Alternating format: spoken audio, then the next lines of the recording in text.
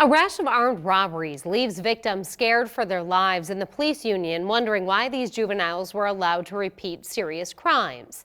Senior reporter Jake Wazakowski tells us what the Omaha Police Officers Association wants to see done. A Sunday in late October, a string of armed robberies police say were committed by the same duo. A Buc-ee's, Come and Go, Family Dollar, and Tobacco Road discounts all held up at gunpoint.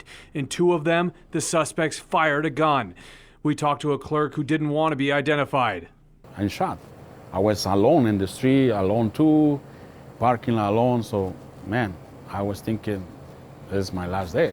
18-year-old Jaleo McGuire, who was 17 at the time, and 16-year-old Herbert Coleman Jr. are arrested for the four armed robberies. Both are being charged as adults.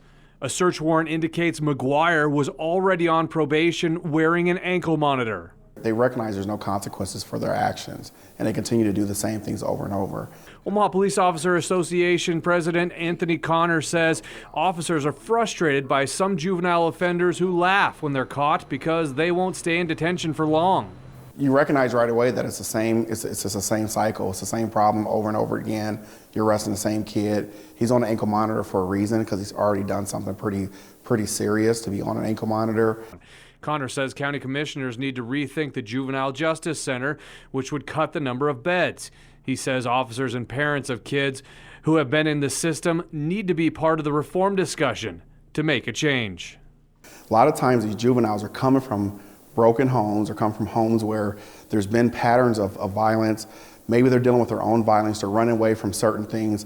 You got to address that root cause if you're going to truly change that juvenile.